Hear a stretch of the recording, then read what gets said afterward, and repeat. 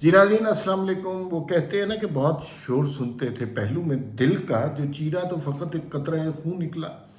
तो वही वाली बात है मज़ाकरात के हवाले से। बहुत शोर सुन रहे थे कि मज़ाकरात हो रहे हैं, तहरीक इंसाफ वाले बैठ गए हैं और बिल आखिर उन्होंने तस्लीम कर लिया है।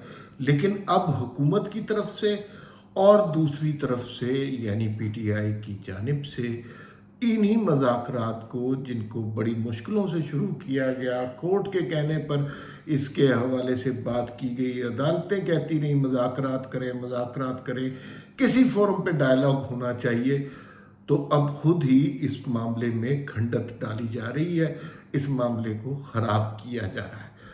और इसमें सुप्रीम कोर्ट के लोग शामिल नहीं हैं, इसमें इस्टेब्लिशमेंट के लोग शामिल नहीं हैं, इसमें दोनों तरफ की पार्टियों के लोग शामिल हैं जो मज़ाकरात को ख़राब करना चाहते हैं, जो दूध में मेंगनियाँ डालना चाह रहे हैं, जो कोशिश कर रहे हैं कि ये बिलाखिर अगर किसी टेबल पर बैठ गए हैं, जो कि जमहूरी तरीका है, तो इसको किसी ना किसी तरह ख़राब किया जाए। ख्वाजा आसिफ साहब का बयान आज आप ताज़ा तरीन सुन लें।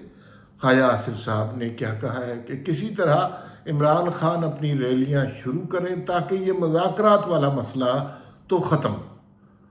इसका मतलब है कि हुकूमत भी कोई इतनी सीरियस नहीं है। दूसरी जानिब असद उमर साहब कह रहे हैं कि मज़ाकरात में नेक नियति का मुजाहरा नहीं किया जा रहा।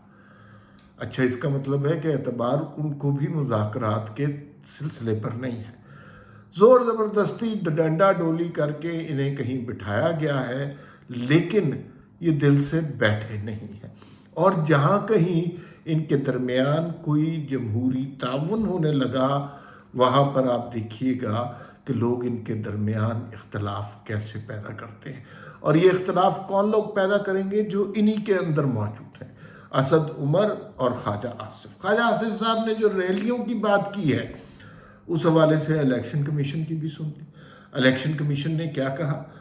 यौम मजदूर पे 1 मई सारी दुनिया में प्रोटेस्ट होते हैं और उन प्रोटेस्ट को बड़ा अप्रिशिएट किया जाता है कि मज़दूर के लिए रैली निकाली गई, बहुत अच्छी बात है, मज़दूरों के हकूक़। इलेक्शन कमीशन ने कहा जी कि तहरीक इंसाफ जो है वो लाहौर में रैली नहीं निकालेगी। इरादा यही था कि लिबर्टी चौक से नासिर बाग तक रैली निकाली जाएगी, लेकिन इलेक्शन कमीशन ने कहा कि एक तरफ तो आप 14 मई को इलेक्शन होने हैं, तो इलेक्शन से पहले जो रैली करनी होगी उसकी इंतज़ामिया को बताना होगा, तो आपने इंतज़ामिया को बताया ही नहीं। ना इलेक्शन होने हैं ना रैली होनी है। ये दिलचस्प बात है। ना बंदे निकलने हैं ना कुछ और होना है, लेकिन ये सिर्फ बयानात की हद तक गेम चल रही है और कौम को बुरी तरह कंफ्यूज किया हुआ है। यूँ लगता है कि कोई बहुत बड़ा इनकलाब आने वाला है और कुछ भी नहीं, जो चीरा तो फ़कत एक कतरा खून ही निकला। और इनकलाब वगैरह कोई नहीं आ रहा खान साहब की तरफ से। खान साहब भी इस पे मान जाएंगे, क्योंकि बंदे अब उनके भी नहीं निकल रहे।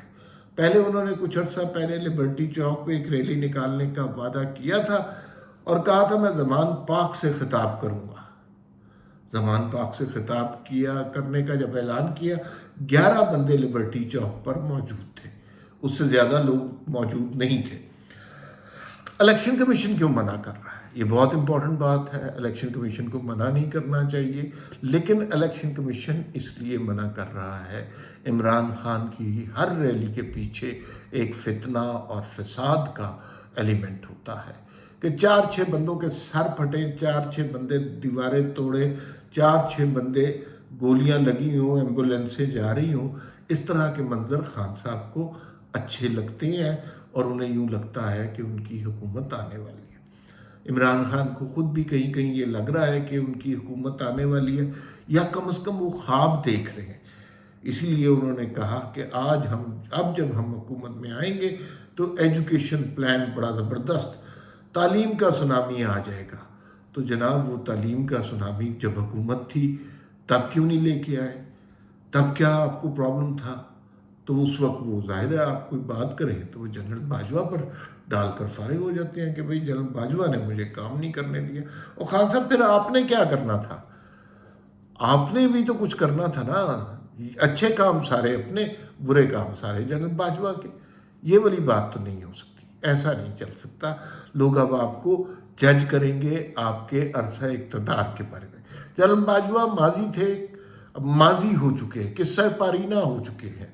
वो ना अब इस मुल्क की सियासत में है, कभी कभी एक मुतनाज़ा सा इंटरव्यू दे देते हैं, उसके अलावा उनकी कोई हैसियत नहीं है. थोड़े अरसे के बाद वो हैसियत भी ख़त्म हो जाएगी और लोगों के लिए उनकी इंटरव्यू की वैल्यू ज़्यादा नहीं रहेगी. तो फिर खान साहब तो मैदान में रहेंगे, पॉलिटिशियन मैदान में रहते हैं, जर्नैल चले चले जाते हैं. तो वो खान साहब उस सूरत में क्या करेंगे?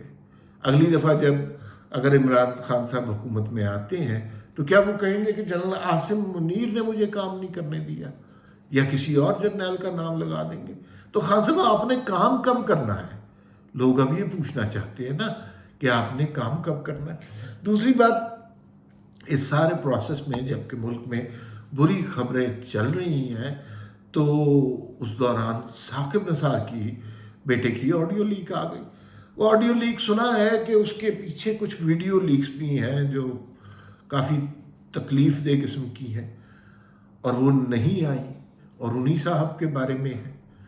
तो ये तो बहुत अजीब सी बात हो जाएगी. इंसाफ बांटते फिर रहे थे और इंसाफ अपने घर में नहीं कर सके, तो ये तो बड़ी तकलीफ दे उस चीज़ हो जाएगी. लेकिन उनका साकिब निसार साहब का इस मामले पर ख्वाजा आसिफ के साथ मुकालमा बड़ा मज़े का है. सही गर्मा गर्मी हो रही है. वो साकिब निसार डटे हुए हैं अपनी जगह पर, उन्हें कोई शर्मिंदगी नहीं है. हालांकि तहरीके इंसाफ के उस कैंडिडेट के वालिद का बयान भी आ गया. उसने कहा जी हाँ जी साकिब निसार ने हमें टिकट दिलवाया. ऐसी कौन सी बात है? ये उसके वालिद का बयान आ गया. चद्दड़, मकसूद चद्दड़ नाम है उनका, उनके वालिद का बयान आ गया हुआ है. लेकिन अब जब ख्वाजा आसिफ ने उन्होंने कहा कि भाई ये तो इंसाफ बेच रहे हैं और ये इस तरह कर रहे हैं और ये मुनसिफ बने हुए थे और इन्होंने अपने इज़्ज़त, नामूस और सब कुछ को दाव पर लगा दिया, तो फिर जवाब में साकिब निसार ने भी तुर्की ब तुर्की जवाब दिया. इसका मतलब है कि हार वो नहीं मान रहे, शर्मिंदगी का एहसास उनको बिल्कुल नहीं है.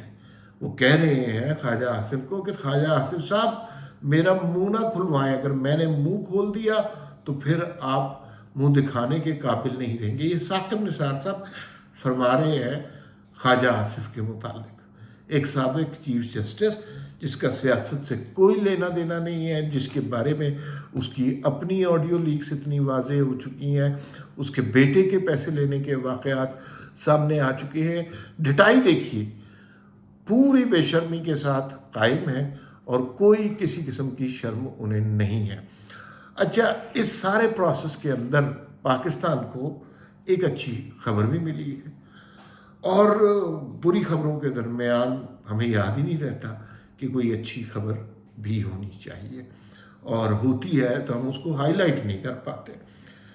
गंदम का बहरान पाकिस्तान में बड़ा शदीद हो गया था. पाकिस्तान किसी ज़माने में गंदम बाहर भेजता था और अब बाहर से मंगवाता था. इमरान खान साहब के ज़माने में स्ट्रेटजी ये रही कि पहले अपनी गंदम सस्ते दामों बाहर बेची, फिर उसके बाद वही गंदम महंगे दामों खुद खरीदी. दरमियान में अरबों रुपए का टांका लगा होगा, कुछ लोग सरफराज हो गए होंगे, इधर उधर निकल गए होंगे, बाद में उन्होंने वीज़े लगवाए होंगे, बाहर निकल गए होंगे.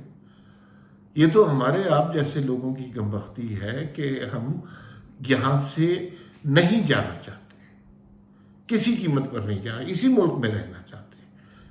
बाकी जो दिहाड़ियाँ लगाते हैं अरबों की, उन्हें क्या है इस मुल्क से, वो निकल जाते हैं और साइड पर हो जाते हैं. तो वो एक अलहदा सूरत हाल है. लेकिन बहरहाल पाकिस्तान में गुज़िश्ता 10 साल के मुकाबले में जितनी ज़्यादा गंदम पैदा हुई वो एक बहुत बड़ा रिकॉर्ड बन गया. इसमें अब हुकूमत की पॉलिसी, बहरहाल कोई मुफ्त बीज दिया गया, बेहतर बीज दिया गया, वो पॉलिसी अपनी जगह है. लेकिन अल्लाह की बड़ी मेहरबानी भी है, खुदा का शुक्र भी है कि यहाँ पर तो आटे के लाले पड़ गए थे और इतना महंगा हो गया था 2 रोटियाँ कि उसके बग़ैर कि उसकी कीमत ही कंट्रोल में नहीं होती थी. तो अब तवक्को करनी चाहिए कि ये जो इतनी ज़बरदस्त हमारी पैदावार हुई है गंदम की, उसका नतीजा अच्छा निकलेगा और अल्टीमेटली जमहूरियत हो या कुछ हो, اس کا فائدہ عوام کو پہنچے گا۔ لیٹس سی آگے کیا ہوتا ہے، فی الوقت اتنا ہی، پھر ملاقات ہوگی۔ اللہ حافظ۔